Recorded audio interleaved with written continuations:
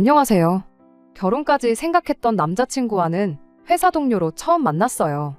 가끔씩은 이 사람이 세상 물정을 잘 모르는 건가 싶을 때가 있긴 했지만 그렇다고 해서 그게 연애하는 동안 문제가 되었던 적은 따로 없었습니다.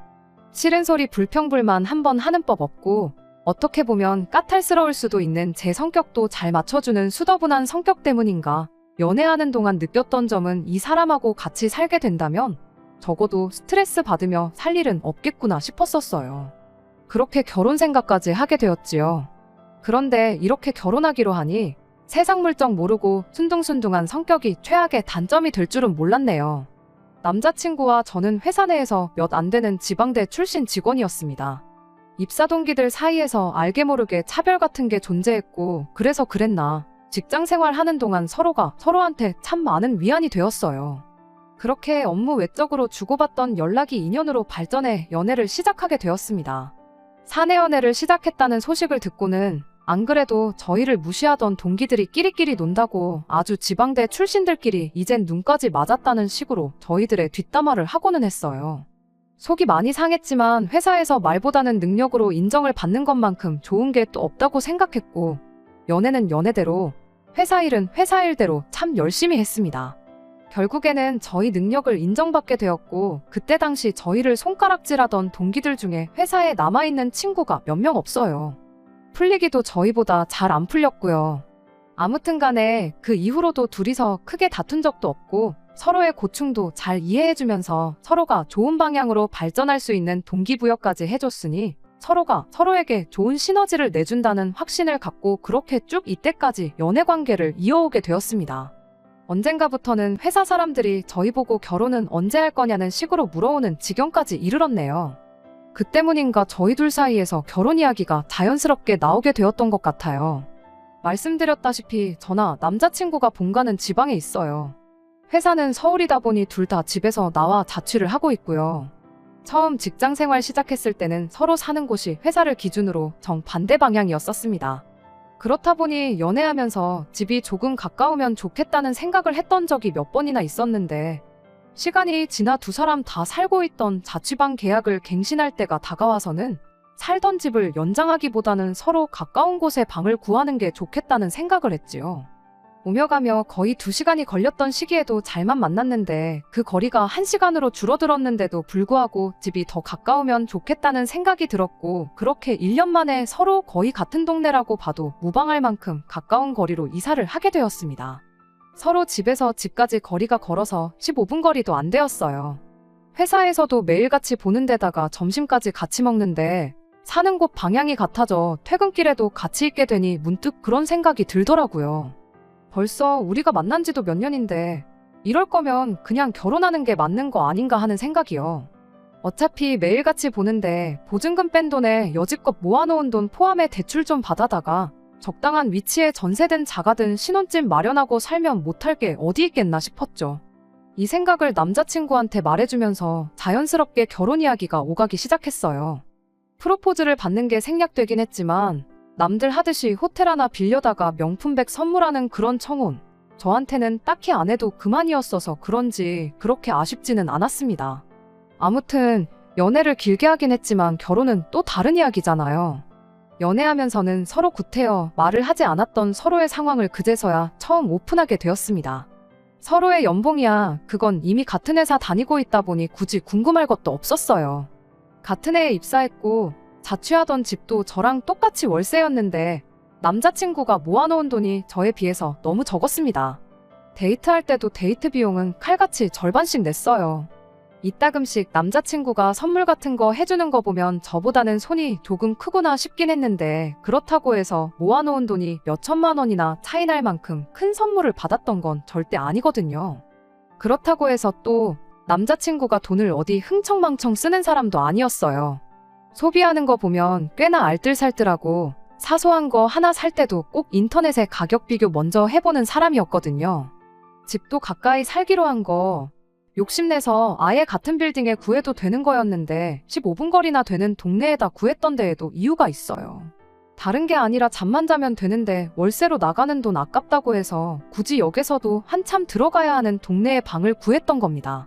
그만큼 꼼꼼히 따지고 아낄 수 있는 부분은 확실하게 아끼는 사람이기까지 했는데, 그런데 막상 까보니 매일같이 집에 가서 혼자 소고기를 구워 먹었다고 해도 설명이 되지 않을 만큼 터무니없이 적은 돈이었습니다.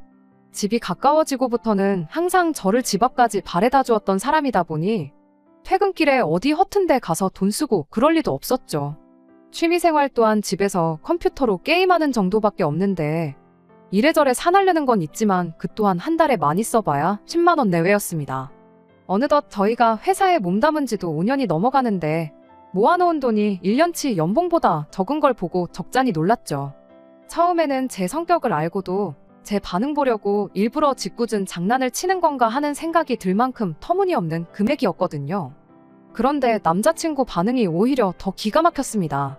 저는 있는 대로 당황스럽고 날카로운 상황이었는데 남자친구는 해명은커녕 뭐 문제라도 있냐며 제 눈치만 살피더군요. 수수께끼 내는 것도 아니고 길게 나눌 이야기도 아니겠거니 싶어서 그냥 단도직입적으로 이유는 알려달라고 했어요. 적어도 연애 초반에 서로 먼 거리에 살 적에는 퇴근하면 뭐 하는지 몰랐으니 그렇다 쳐도 3년 전부터 서로 집이 가까워지면서 거의 매일을 같이 함께 시간을 보내지 않았냐고. 그런데 나 몰래 뒤에서 뭘 하고 다녔길래 이렇게 모아놓은 돈이 하나도 없을 수가 있냐 물었더니 남자친구는 제 질문에 아무 대답도 못하고 그냥 쩔쩔매고 있었습니다. 긴 시간을 함께해온 만큼 남자친구의 저런 반응을 보니 무언가 말하기 껄끄러운 사연이 있구나 싶은 안 좋은 예감이 들기 시작했어요. 보통 안 좋은 예감은 틀리는 법이 없잖아요? 그냥은 넘어갈 수 없는 일이다 보니 남자친구를 닥달해 무슨 일인가 자초지종을 계속해서 물어봤습니다. 계속된 저희 질문 공세에 결국 남자친구가 모든 걸 다 말해줬어요. 그간 남자친구가 취직한 이래로 부모님과 떨어져 지내면서 자기 월급으로 부모님 아파트 대출금을 일부 갚아주고 있었다더라고요. 그것도 모자라 생활비까지 어느 정도 되고 있었대요. 이미 거기서 월급의 절반 이상을 까고 시작했으니 혼자 지내는 생활비에 저랑 데이트하는 비용까지 이것저것 다 계산해보면 쥐뿔도 남는 게 없었던 거고요.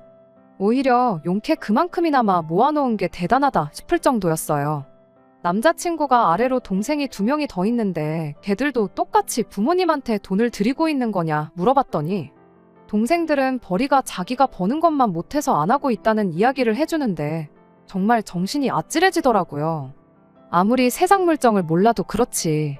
자기 월급의 절반을 까고 시작하는데 동생들 버는 돈하고 비슷하니까 아무 문제 없지 않냐고 하는데 이 사람이 이렇게 답답한 사람인가 싶었습니다. 차라리 부모님께 그간 용돈을 얼마 드렸다고 하면 멀리 떨어져 사니까 그만큼 걱정돼서 그랬겠거니 이해라도 했겠는데 이건 뭐 생활비는 물론이고 아파트 대출까지 내주고 있다니 이건 효자를 떠나서 호구가 아닌가 싶었습니다. 아무리 맏형이라도 그렇지 부모님 봉양을 혼자 도맡아 하는 거나 마찬가지인데 그걸 나 몰라라 하고 있는 동생들도 얌체 같았고요. 하지만 무엇보다 이 쉬운 상황을 당연한 것처럼 받아들이고 있는 남자친구가 너무나도 답답했습니다. 남의 집 기둥 뽑아 결혼하는 거 아니라는데 이제 막 결혼 이야기 오가기 시작한 내 남자친구가 바로 그 남의 집 기둥이었다니 정말 억장이 무너지는 듯 했습니다. 그래도 남자친구한테 현실을 인지시켜주고 설득하면 해결될 수도 있겠다 생각했어요. 이제 결혼하면 부모님께 돈 드리는 건 그만해야 한다고요. 계속 드리고 싶다면 그래도 좋으나 그렇게 되면 나랑 결혼은 못하는 걸로 생각하라고 했죠. 어차피 맞벌이에 저희 벌이가 나쁜 편은 아니니 당장 돈 얼마 부족한 건 사람 착한 거 하나 보고 참으면 되겠다 싶었습니다. 어차피 대출 받는 건 마찬가지인데 자가가 아니라 전세로 구해서 일단 종잣돈부터 마련하면 된다는 계산이었어요.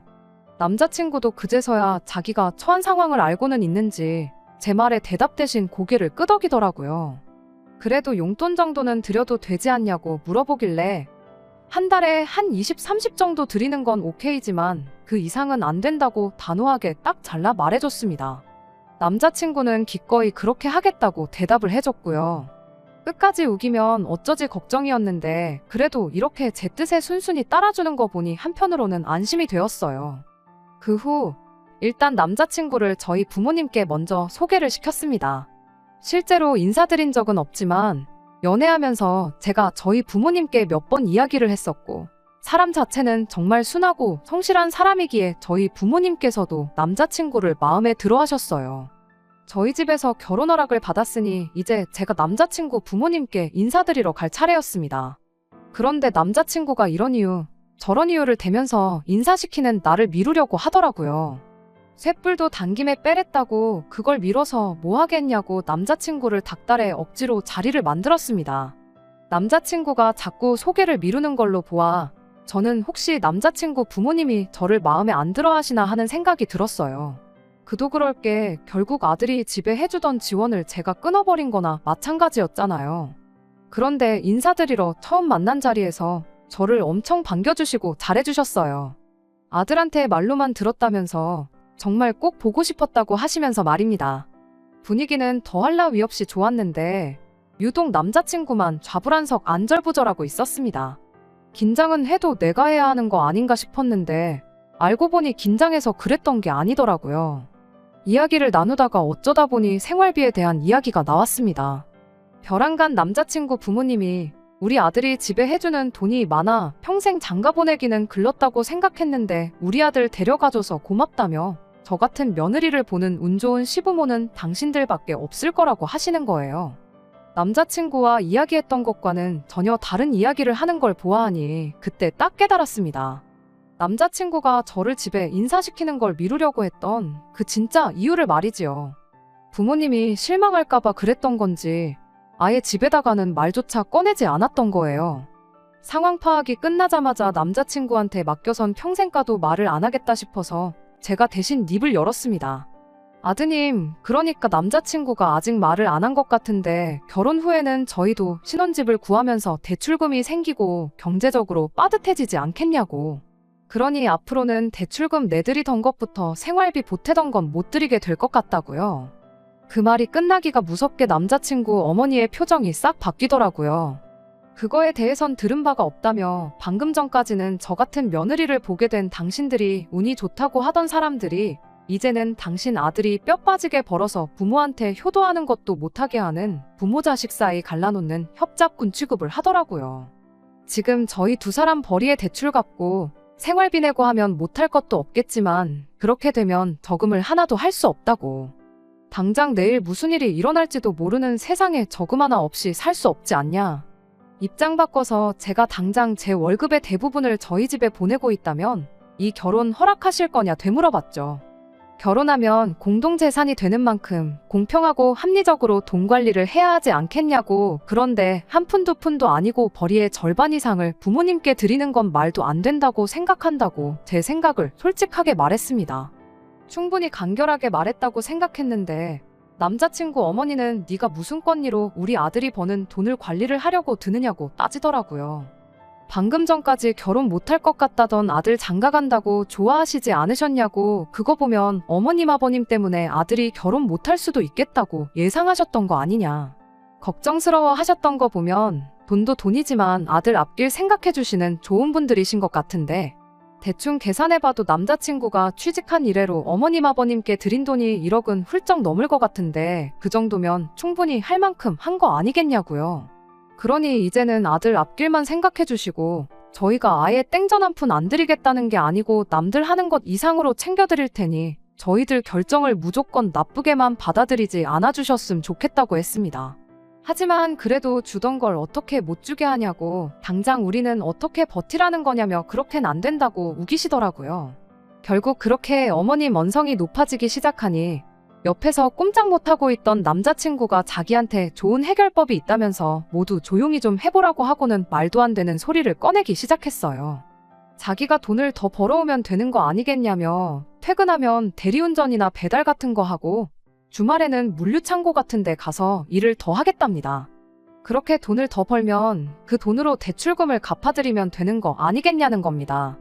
아직 내 집도 없는데 투자까지 뛰면서까지 자기 부모 대출금에 생활비를 내주겠다는 게 말이나 되는 일인가 싶었습니다. 그렇다고 형제가 셋인데 그거 다 갚아주고 물려받을 재산 있는 것도 아니고요. 그건 또 무슨 소리냐고 한마디 걸고 넘어졌더니 남자친구 어머니가 당신 아들이 알아서 더 벌어가지고 준다는데 그것도 못하게 하느냐고 저보고 마누라 될 사람이 그 정도 이해심도 없어서 어디다 쓰겠냐고 얼굴에 철판 깔고 나오더군요.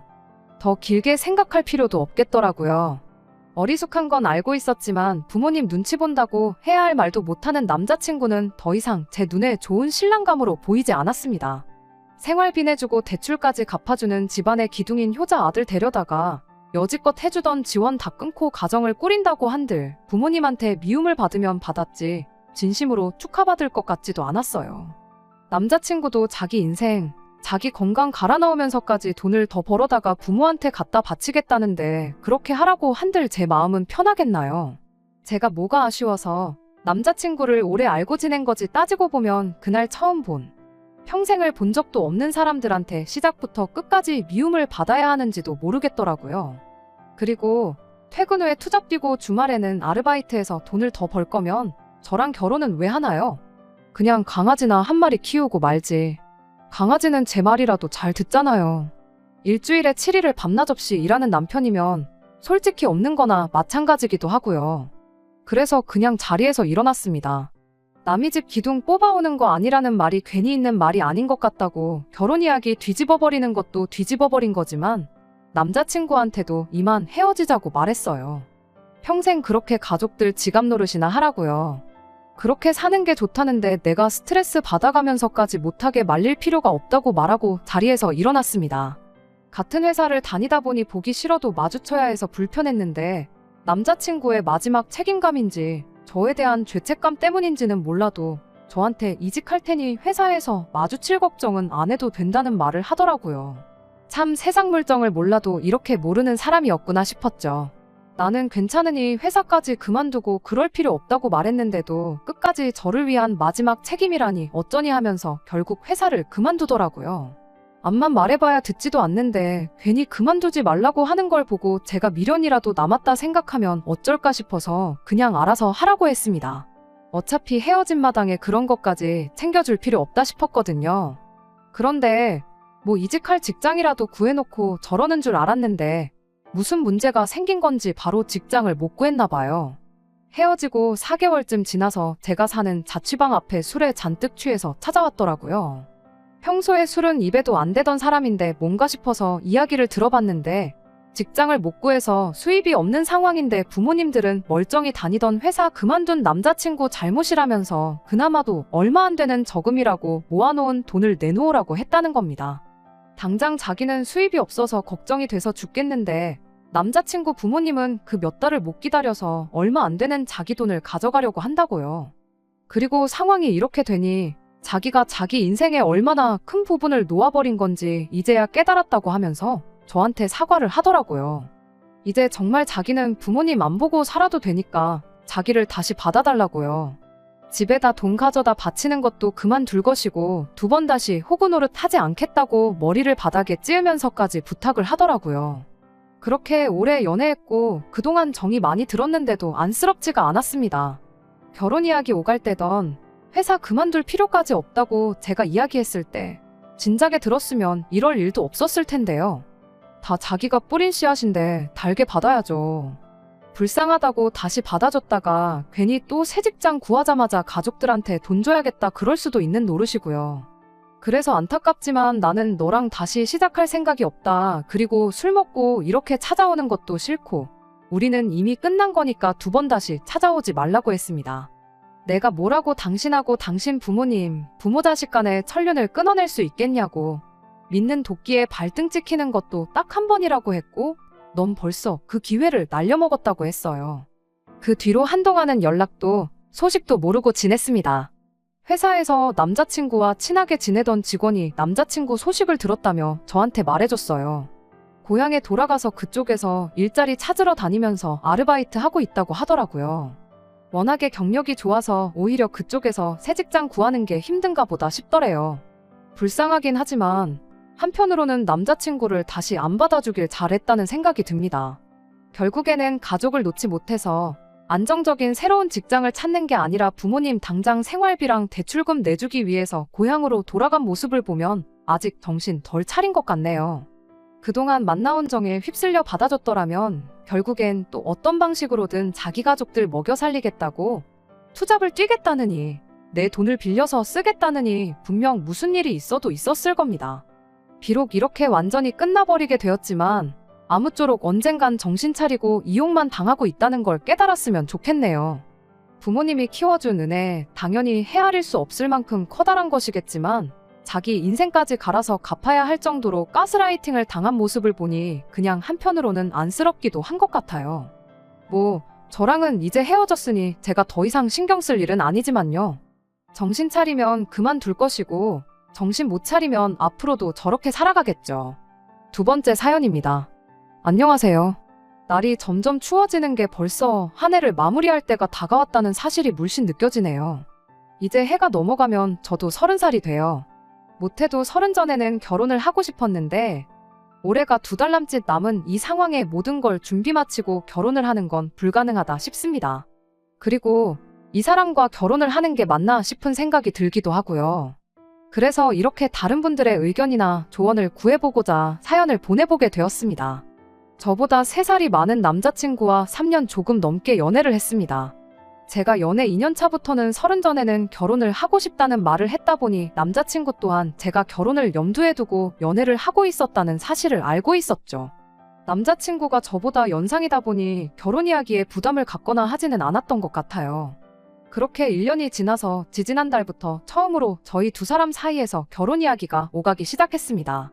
사실 남자친구에게 30 전에 결혼하고 싶다는 말을 먼저 꺼냈을 때 남자친구가 별다른 반응이 없어서 에라 모르겠다 하고 저희 집에 인사를 먼저 시켰던 적이 있었습니다. 이후로 집안 행사에도 불렀던 적이 몇 번 있었고요. 그때 집안일도 잘 도와드리고 무엇보다 저희 부모님께도 정말 잘했어요. 그 뒤로 저희 부모님께서도 은근 남자친구랑 잘 돼서 결혼하기를 바라시는 것 같더라고요. 아무튼 그렇게 남자친구도 저에게 결혼 이야기를 꺼내게 되었고 이제 천천히 준비해서 못해도 내년 봄에는 식을 올리면 되겠구나 그렇게 생각하고 있었는데 말씀드렸다시피 여기서 다른 분들의 의견을 한번 들어보고 싶어 이렇게 사연을 보내게 되었습니다. 결혼 이야기 나오기 시작하고 얼마 지나지 않아서 남자친구가 난데없이 꺼냈던 이야기가 하나 있었어요. 어머니가 자기 어렸을 적에 고모들과 할머니한테 엄청 시달리고 사느라 고생을 참 많이도 하셨다고요. 그것 때문에 자기가 어머니한테 효도를 하는 게 마땅하다는 생각을 가지고 있더라고요. 조금 의아했던 게 고모나 할머니 때문에 힘든 삶을 살아오셨으면 아들인 남자친구가 아니라 남편인 아버님이 어머님께 더 잘해야 하는 거 아닌가 싶었죠. 어머니한테 잘하는 게 나쁘다는 건 아닌데 계속 이야기를 듣다 보니 남자친구가 어머니를 생각하는 그 효심이 조금은 지나치지 않나 그런 생각이 들었습니다. 제가 볼 때는 남자친구가 어머니께 잘하고 싶다는 소리가 그저 이유에 불과하고 그냥 무조건 잘해드리고 싶어하는 것처럼 느껴지더라고요. 게다가 자식이 부모님께 잘해드리는 방법이 여러 가지가 있을 텐데 남자친구는 효도를 꼭 돈으로 해야 한다는 생각을 갖고 있었습니다. 남자친구가 안정적인 직장을 다니고 있고 월급 받는 것 또한 또래에 비해서 잘 받는 편이에요. 결혼을 하게 된다면 저도 맞벌이를 할 생각을 가지고 있으니 둘이 받는 월급 합치면 넉넉 잡아 700만 원 언저리쯤 될 텐데 그 정도면 양가 부모님께 용돈 조금 드리는 거야 문제도 아닌 벌이잖아요. 그런데 벼랑간 결혼하거든 자기 월급의 절반을 어머니한테 드려야겠다는 말을 꺼내왔으니 저로서는 고민도 많이 생기고 받아들이기가 힘든 상황입니다. 게다가 그 이유가 할머니랑 고모들 때문에 고생했다는 이유였으니 제 입장에서는 도저히 그냥 넘길 문제가 아니구나 싶었어요. 이제 막 결혼 이야기 오가기 시작했는데 굳이 시작부터 월급의 절반을 엄마 주겠다는 소리를 꼭 해야 하나 서운하기도 했죠.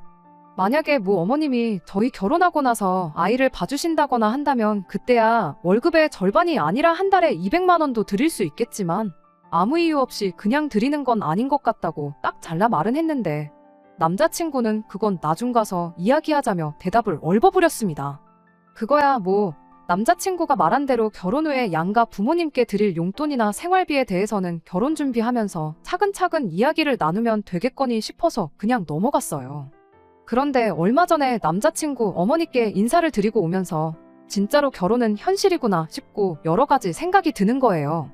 남자친구 어머니가 다른 분들 사연에 나오는 것처럼 며느리 못살게 굴고 그러는 시짜 시어머니는 아니고 좋은 분처럼 보였어요. 남자친구 말 맞다나 시집살이로 과거에 고생을 하셨다 보니 당신은 당신 며느리한테 똑같이 하지 않고 잘해주겠다 하는 생각을 가지고 계신 분이셨죠. 문제는 남자친구였어요. 밖에서 만났는데 식사할 때는 물론이고 식사 마치고 나서도 어머님 옆에 붙어서 떨어질 생각을 안 하더라고요. 식사 마치고 차 한잔 마시면서 이야기 좀 더 나눠보기로 했는데 근처에 호수공원이 있어서 소화도 시킬 겸 거기 한 바퀴를 돌았어요. 남자친구는 어머님 옆에 착 달라붙어서 카페에 들어갈 때까지 저는 안중에도 없었습니다. 경치가 좋다고 남자친구가 어머님 사진도 찍어드리고 그러는데 저랑은 사진 한 장 같이 찍을 생각이 없어 보이더라고요. 뒷공무니만 쫓아다니다가 멈추면 두 사람 사진 찍어주고 그런 식의 반복이었어요. 카페에서는 거의 어머님과 저 둘이서만 이야기를 나누긴 했는데 찬밥대우 받던 건 여전했습니다. 커피고 빵이고 남자친구는 어머님 챙겨주는데 정신이 없어 보였거든요. 며칠 지나서 남자친구한테 솔직히 그날 서운했다고 이야기를 꺼냈는데 남자친구는 거기다 대고 한다는 소리가 제가 어머님을 불편해하는 게 눈에 보여서 그랬던 거라고, 오히려 제가 마음 편하도록 자기가 도와준 거 아니겠냐며 저를 배려해줬다는 식으로 화를 내더라고요. 한 번은 데이트하다 말고 남자친구가 그냥 집으로 가버린 적도 있었어요. 같이 순대를 먹고 있었는데 갑자기 여기 엄청 맛집인 것 같다고, 어머니가 순대를 엄청 좋아하시는데 이거 포장해 가면 엄청 좋아하시겠다며 밥 먹고 그냥 집에 돌아가 버렸습니다. 밥 먹고 나서 영화표 2장 미리 예매해둔 게 있는데 영화는 나중에 봐도 되는 거 아니겠냐면서 순대 싸들고 집에 돌아가는데 이게 다 무슨 일인가 싶었죠. 지난 3년간 연애하는 동안 남자친구가 이토록 효자인 줄은 몰랐거든요. 저보다 엄마가 더 우선이라는 느낌을 받은 적이 한 번도 없었는데 결혼 이야기 나오고부터 유독 심해졌다는 생각이 들었습니다. 그동안에는 어디 유명하다고 줄 서서 먹는 맛집에 가도 뭘 먹어도 어머니 좋아하는 음식이라고 데이트하다 말고 집에 가버린 적 한 번도 없었거든요. 아예 어머니가 좋아하는 음식 이야기를 제 앞에서 꺼낸 적이 없던 사람이에요. 저 정도 효심이 깊은 사람이었다면 지난 3년간 이런 모습을 보여줬어도 못해도 한 번은 보여줬을 텐데 싶더라고요.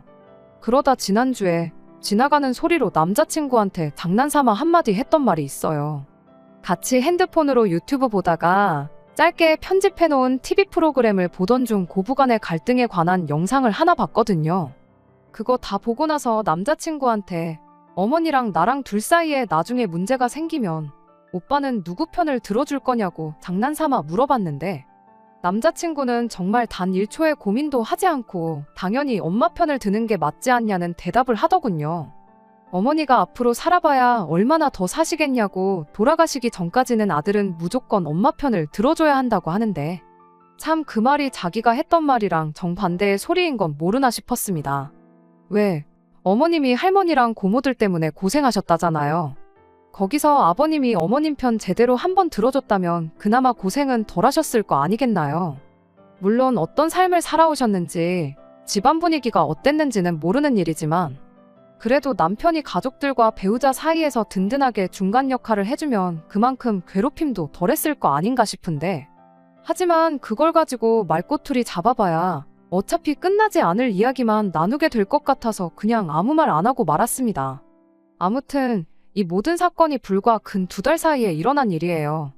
말씀드렸다시피 결혼 이야기 나오기 전까지는 남자친구의 이런 모습은 한 번도 본 적이 없었고요. 처음에는 이해해보려고 생각했는데 이런 일이 계속해서 반복되니 저는 남자친구한테 무조건 엄마 다음일 거라는 그 느낌이 머릿속에서 사라지지가 않네요. 우리 딸 내년이면 시집 간다고 친척들이며 지인분들한테 자랑처럼 이야기하고 계시는 어머니를 보고 있자니 이 결혼하는 게 맞냐고 물어보기도 뭐해서 혼자 속만 앓고 있다가 다른 분들 생각은 어떤지 조언이라도 한번 들어보고자 이렇게 제 이야기를 한번 보내봤습니다. 정말 고민이 많네요. 혼자서만 고민하고 있으니 답도 없다 싶고요. 저도 제가 무슨 생각을 하고 있는 건지 모르겠습니다. 안녕하세요. 이렇게 후기 들고 다시 찾아왔습니다. 어머니께는 말을 꺼내지 못했지만 여기 사연 보내기 전에 사실 주변 사람들한테 어떻게 생각하느냐고 물어본 적이 있었어요. 그래봐야 다 제 또래 제 친구들인데 잘 모르겠다는 의견이 대부분이고 자기 부모님한테 잘하면 그만큼 저희 부모님한테도 잘할 거라는 희망적인 이야기밖에 못 들었거든요. 그런데 이렇게 속 시원하게 제 머릿속을 정리해 주시는 분들이 여기에 계실 줄은 생각도 못했네요. 덕분에 마음 굳게 먹을 수 있었던 것 같아요. 일단 남자친구를 만나서 월급의 절반을 주겠다는 이야기부터 정리를 해야겠다 싶었습니다. 그리고 어떤 분이 조언해 주신 대로 혹시 지금도 어머님한테 용돈으로 얼마를 드리고 있느냐 물어봤어요. 남자친구는 망설임도 없이 아니라고 대답하더라고요. 지금 드려봤자 결혼할 때 도로 다 가져가야 되는 거나 마찬가지 아니겠냐며 용돈은 결혼하고 드리는 게 맞는 거 아니겠냐고요. 말인즉슨 이제 맞벌이를 할 예정이니 벌이가 2배가 되는 거 아니겠냐. 벌이가 늘은 만큼 엄마 몫으로 자기 월급 절반을 챙겨주겠다 하는 소리나 마찬가지였지요. 그게 제 귀에는 내 돈으로 효도를 하겠다는 소리로밖에 들리지 않았어요. 그래서 남자친구한테 자식이 부모한테 효도하는 건 당연한 거라고, 그러니 나도 결혼하면 우리 집에 내 월급 절반을 드려야겠다고 똑같이 한마디 해줬습니다. 그랬더니 그건 좀 아닌 것 같다고 곧바로 반박을 하더라고요. 오빠는 되고 나는 왜 안 되냐 따졌더니 아들하고 며느리가 시어머니를 챙기는 게 이치에 맞는 거 아니겠냐고, 너네 집은 너가 챙기는 게 아니라 집안 남자인 제 동생이 챙기는 게 맞다는 소리를 하면서요. 자식이 부모한테 효도하는 건데 왜 그게 그렇게 되냐고 곧바로 따져 물었더니 저보고 한글부터 다시 배워야겠답니다. 시집을 온다는 말은 들어봤어도 장가를 온다는 말은 못 들어보지 않았냐. 시집을 온다는 건 말 그대로 제가 시댁의 일원이 된다는 뜻이라고.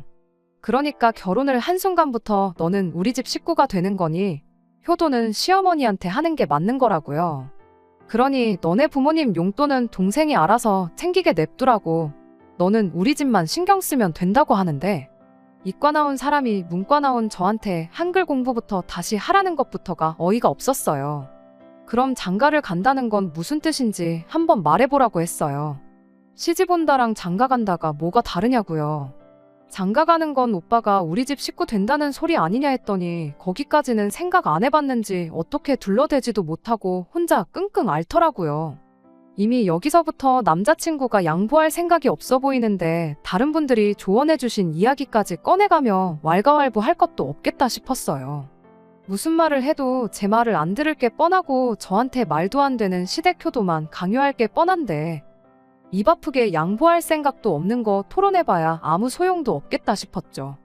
그래서 그냥 결혼 이야기는 없던 걸로 하자고 했어요. 피땀 흘려 벌어가지고 우리 집에 한 푼도 못 주고 오빠 집에만 퍼줄 생각은 추호도 없다고요. 그랬더니 대답 못하고 끙끙 앓던 남자친구가 잘 걸렸다 하고 말꼬투리를 잡더라고요. 누가 네 돈도 엄마한테 준다고 했냐고, 내가 번 돈 드린다는데 뭐가 문제냐고 곧바로 따지고 들대요. 그래서 제가 남자친구한테 한마디 했어요. 이과 나왔다고 국어 실력이 나보다 형편없는 건 이해하겠는데 이제 보니 문과 나온 나보다 계산도 똑바로 못하는 것 같다고요. 이날이 때껏 엄마한테 돈 한 푼 준 적 없던 사람이 결혼하고 나면 월급의 절반을 퍼주겠다는데 그게 내 돈으로 주겠다는 소리랑 똑같은 거지 뭐가 다른지 진짜 몰라서 그러는 거냐고 한마디 했습니다. 진작부터 드리고 있었다면 내가 드리던 걸 못 드리게 할 수는 없으니 생각이라도 해봤겠다고. 그런데 보니까 그런 것도 아니고 양가에 똑같이 드리자는 것도 아니고 지네 집만 챙기겠다는데 그런 이기적인 사람하고 결혼해서 무슨 좋은 꼴을 보겠냐. 그냥 결혼은 없던 일로 하자고 한마디 더 쏘아붙였습니다. 그랬더니 너 지금 돈 얼마 때문에 파혼하겠다고 하는 거냐며 입에 개거품을 물대요.